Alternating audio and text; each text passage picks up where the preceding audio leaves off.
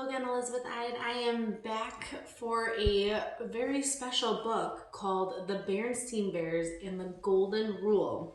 This book was created by Stan and Jan Berenstain, but it was written by Mike Berenstain, which is their son. So he actually is the one who wrote it. So it's a very special family book. Now, if any of you have ever heard of the Golden Rule before, think about, what could this book be about? On the back side, remember, they always give a little summary. They always tell what the story is going to be about, as well as some additional books. So in the back of this book, it says, should Sister Bear ignore the new girl at school just because her friends do? The Berenstain Bears and the Golden Rule shows children just how choosing to be kind may not always be the easy choice, but it is always the right choice. So even though, you don't want to make that certain choice, it's not an easy one, it's always the right thing to do. You should always be kind. That's what we always talk about Elizabeth Ide as being a bucket filler.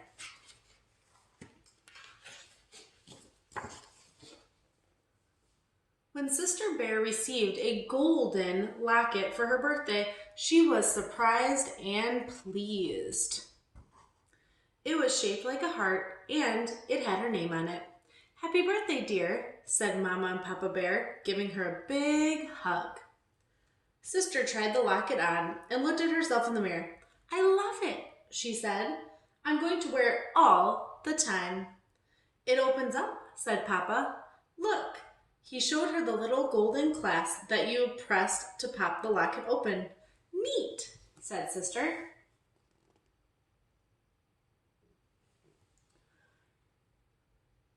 I have a first grade friend who has a locket, and she showed it to me, and it was beautiful having pictures of her family members in it. She looked inside, expecting to find a little picture or a mirror or something, but all that she could see inside the locket were a few simple words. What do you think those words might be if it was a special locket from her parents? "Do to others what you would have them do to you." Sister was puzzled. The words seemed familiar, but she wasn't sure why. "What's this?" she asked. "It's the Golden Rule," explained Mama. "What's that?" Sister wondered. Mama's eyes widened. "The Golden Rule is one of the most important rules there is," she explained. "That's why we have always had it hanging up on our wall in our living room. She pointed to the framed sampler above their mantelpiece. Sister gazed up at it in amazement. She had seen that sampler every day of her life. No wonder the words seemed familiar. "Oh," she said, a little embarrassed. "I never really thought about what it said before. What does it mean?" So what does that mean? Do to others what you would have them do to you. Do you think that's the Golden Rule? Do you think that's really important to us? The Golden Rule, Papa explained, tells you to treat other people the way you want to be treated yourself. "Why is it inside my locket?" she wondered. "It's a golden rule inside a golden locket for a little golden princess," said Papa, giving her a big kiss. "It's called the Golden Rule," explained Mama patiently, "because it's precious, just like gold, but it's not about the gold you wear around your neck or on your finger." She held out her wedding ring. "It's about the golden treasure we keep inside our own hearts. The heart shape of the locket is meant to remind you of that." Sister thought it over. She didn't really get it, but that was okay. She loved the new locket anyway. So it wasn't just about the jewelry, it was about the meaning of what was said within.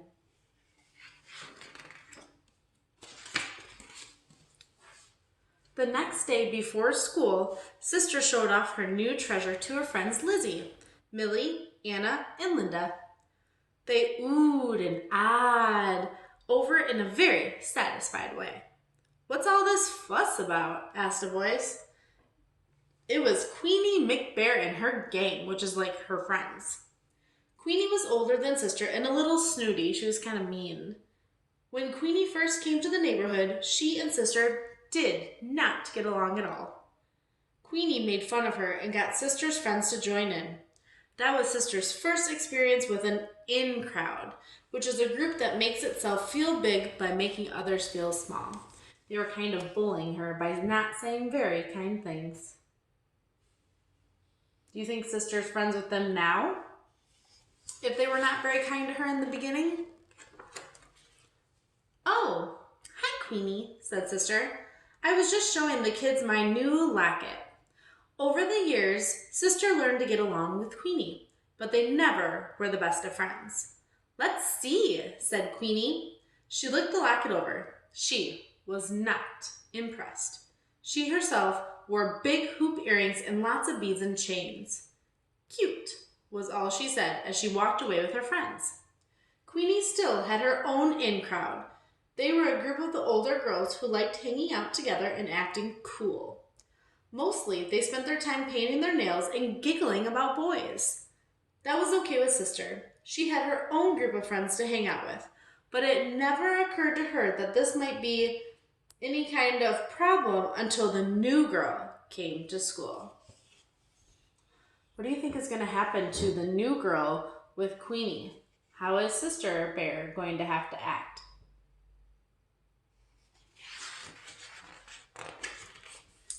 Her name was Susie McGrizzy. It seemed like a funny sort of name. For one thing, it had a lot of Z's in it. The new girl herself seemed a little funny too. Her clothes weren't exactly cool, and she wore her hair up in pigtails, which was definitely not the standard Bear Country School style. Besides, she had thick glasses and braces. Not the cool kind with lots of different colors like Millie wore, just plain old braces. So does she look a little bit different than sister and her friends and all the rest of the bears? So just because she looks different, are people going to maybe treat her differently? Or are they going to treat her the same? Let's find out. On her first day, of course, the new girl didn't know anyone at all. At recess, sister noticed her standing off by herself in a corner of the playground. She looked sort of sad and lonely. Sister was thinking about going over and introducing herself when Lizzie and Anna came up. What do you think they're going to say to her if they say, if she says, I want to go and introduce myself. I want to go say hello. Are Lizzie and Anna going to say, sure, go ahead? Or are they going to say, no way, she looks different than us? Hi, sister, said Lizzie. We're getting together a game of hopscotch. Millie and Linda are over there. Come on. Sister began to follow them, but she paused and glanced back to where the new girl was standing all by herself. The new girl looked lonelier than ever. Wait a minute, said sister. What about the new girl? What's her name? The one over there. Maybe we should invite her to join in. She looks pretty lost and lonely.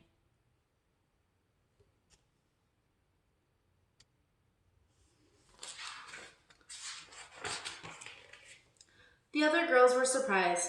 Susie Whoosie Face? Said Lizzie doubtfully. She has weird clothes, said Anna. And those corny pigtails, said Lizzie. Not to mention those chunky glasses and braces, added Anna. Well, said sister, discouraged, I just thought... Oh, don't worry about old Susie McWhoosie, said Lizzie, taking sister's arm. She'll be fine. She'll find some other cubs to play with. Cubs more her type. Come on. What do you think she means, cubs more her type? Isn't everybody the same? Doesn't everybody get to have friends? Sister allowed herself to be led away to the hopscotch game. She felt a little worried about Susie McWhoosie, though she couldn't exactly say why. But she soon forgot all about it while playing hopscotch with her friends.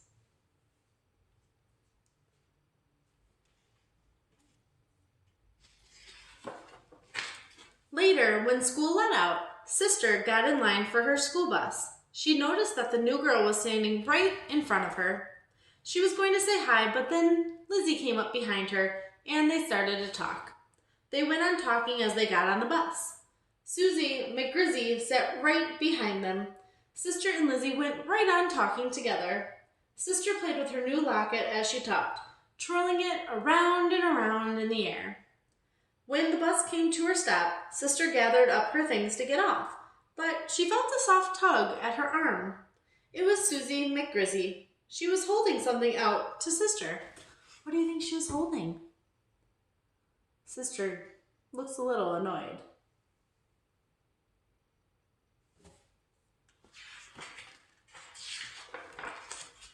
Here, she said shyly.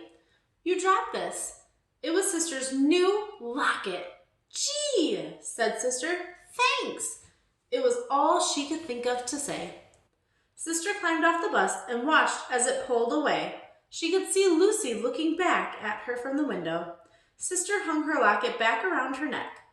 What if Susie hadn't noticed her drop it? It might have been gone for good. How would she feel if she lost her brand new locket? Mama was waiting for Sister as she climbed up the front of the stairs. How was school today, dear? Asked Mama.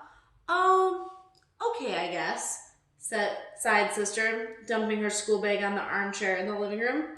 She glanced up at the framed sampler of the golden rule over the mantel. Somehow, the golden locket hanging around her neck felt heavier than before. Why was her locket feeling heavier when she looked up at that golden rule? What do you think Sister's going to have to do now? That evening at dinner, Sister was unusually thoughtful. She picked at her lima beans and stared off into space. A penny for your thoughts, said Papa as he fed Honey Bear. Huh? Said Sister looking up. Oh, I was just thinking about that golden rule inside my locket, she explained. I don't really get it. What it's supposed to mean. Well, began Mama, let me give you an example. Do you remember that trouble you had with when Queenie first moved to town? Sister perked up and paid attention. She remembered it all too well. Do you remember how Queenie started an in crowd but kept you out and made fun of your clothes and hair bow? Mama asked. Do you remember how badly you felt? Boy, did she ever. Sister started to feel hurt just thinking about it. Her lower lip began to quiver and a tear came to her eye. All the golden rule is saying, Papa continued, is that you shouldn't turn around and do that same sort of thing to someone else. He paused to scrape some mashed potatoes off Honey's chin. You should always treat other people the way you would like to be treated.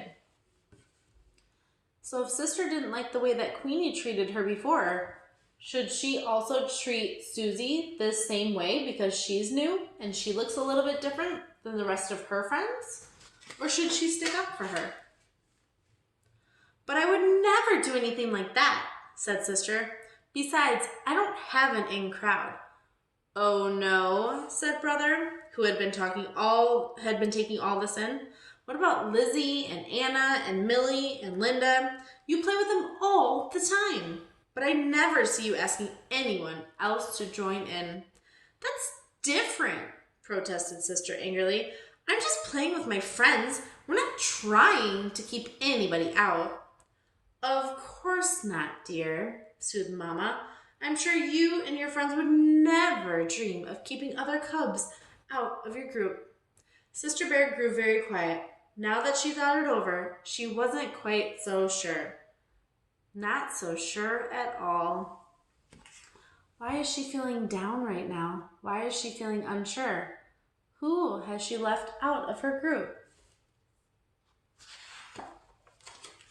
The next day at recess, as soon as Sister came outside, she looked around the playground for Susie McGrizzy.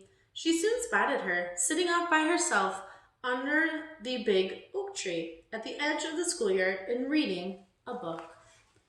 Why do you think that she was looking for Susie? What is she going to do to her? Are her friends going to also join in? Sister marched right up to her. Hello, Susie, she said brightly. Susie looked up in surprise. Hello, she said shyly. I'm Sister Bear, and my friends and I are going to play some hopscotch, Sister told her.